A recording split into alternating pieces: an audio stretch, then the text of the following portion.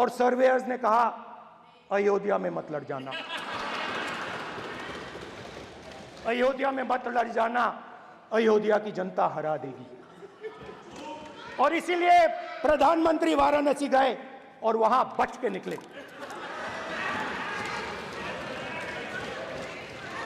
तो अयोध्या की जनता को डराया, पूरे देश को डरा दिया। मैं आपको बताता हूं, आज सुबह में आया, राजनाथ सिंह जी ने मुस्कुरा के मुझे नमस्ते की और मोदी जी बैठे हैं, मुस्कुराहट नहीं, सीरियस, नमस्ते भी नहीं करते। कहीं मोदी जी ना देख लें, प्रॉब्लम हो जाएगी। वही कहानी गडकरी जी की है, सच्चाई है। अरे भाई, अयोध्या की जनता को छोड़ो, ये तो बीजेपी वालों को डराते हैं।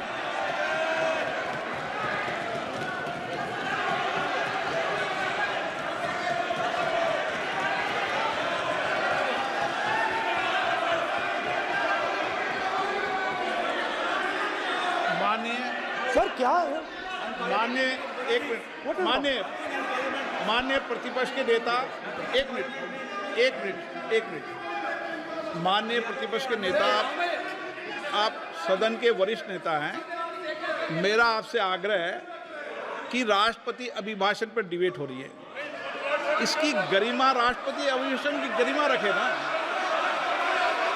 ये तो अपेक्षा आपसे सब करते हैं कि आप राष्ट्रपति अभिभाषण पे बोले, नीतियां पे बोले, कार्यक्रमों में बोले।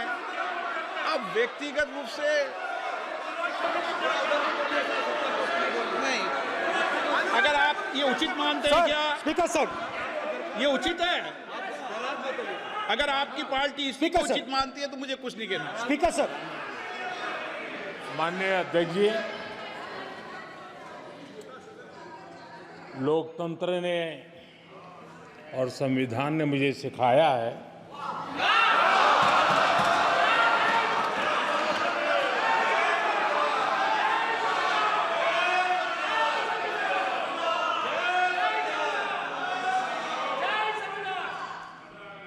कि मुझे विपक्ष के नेता को गंभीरता से लेना चाहिए।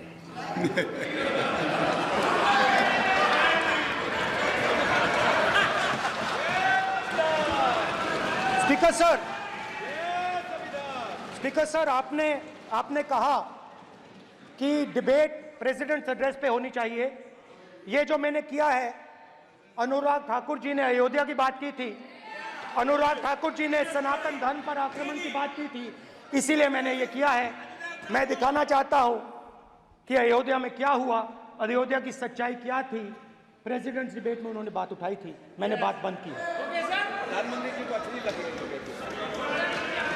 अयोध्या के बाद अच्छी लगी, डर फैलाया और ऑपोजिशन का रिस्पांस एक साथ मिलकर भारत जोड़ो यात्रा, सारे के सारे ऑपोजिशन, पूरा देश एक साथ मिलकर कन्याकुमारी से कश्मीर तक चला। और जो आपने डर फैलाया, उसके बारे में यात्रा में बहुत कुछ सुनने को मिला। अभी तक याद है, सुबह 7 बजे, 7-8 बजे की बात थी, यात्रा में चल रहे थे। एक महिला आती है, हमारे साथ चलती है, मेरा हाथ पकड़ती है और घबराई हुई सी थी। तो मैंने पूछा क्या हुआ, वो मुझे कहती है मुझे मार रहा है, मुझे मार रहा है।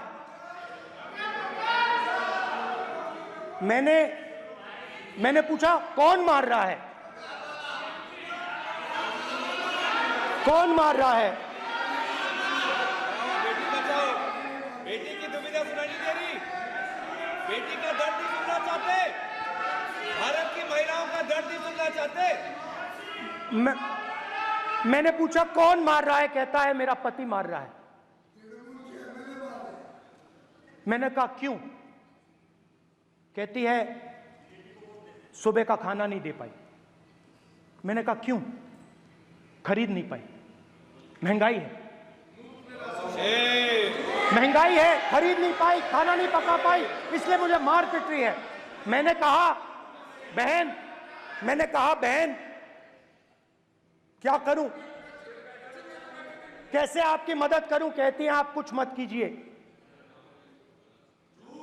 आप कुछ मत कीजिए, आप सिर्फ ये बात याद रखिए कि महंगाई के कारण हिंदुस्तान में हजारों महिलाओं को सुबह पीटा जा रहा है। उसके शब्द हैं, मेरे शब्द नहीं हैं। गैस सिलेंडर, महंगाई, तो आपने गरीबों को, महिलाओं को डराने का काम किया। शिव जी कहते हैं डरो मत, डराओ मत। आपने हिंदुस्तान की महिलाओं को महंगाई से हर रोज डराया है। कुछ दिन पहले मैं पंजाब में अग्निवीर के परिवार से मिला। सुनिए अग्निवीर के परिवार से मिला। छोटा सा घर था, छोटा सा घर था।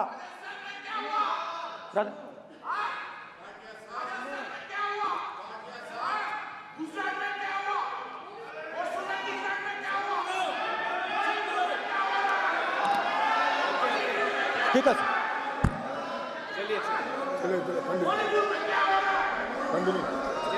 छोटे से घर में अग्निवीर शहीद हुआ, लैंडमाइन ब्लास्ट में शहीद हुआ। मैं उसे शहीद कह रहा हूं, मगर हिंदुस्तान की सरकार उसे शहीद नहीं कहती है। नरेंद्र मोदी उसे शहीद नहीं कहते हैं, नरेंद्र मोदी उसे अग्निवीर कहते हैं। उस घर को पेंशन नहीं मिलेगी, उस घर को कंपनसेशन नहीं मिलेगी, शहीद का दर्जा नहीं मिलेगा। और बेचारे बैठे हुए थे, 3 बहनें थी, एक साथ बैठी हुई थी, रो रही थी। आम जवान को पेंशन मिलेगी, जरूर दुख होगा, मगर हिंदुस्तान की सरकार आम जवान की मदद करेगी। मगर अग्निवीर को जवान नहीं कहा जा सकता। अग्निवीर यूज एंड थ्रो मजदूर है। और आप उससे कहते हो, उसको आप 6 महीने की ट्रेनिंग देते हो, 6 महीने की ट्रेनिंग देते हो। दूसरी तरफ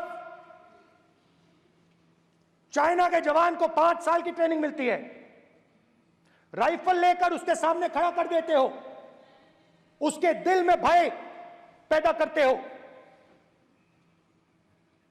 एक जवान और दूसरे जवान के बीच में फूट डालते हो कि एक को पेंशन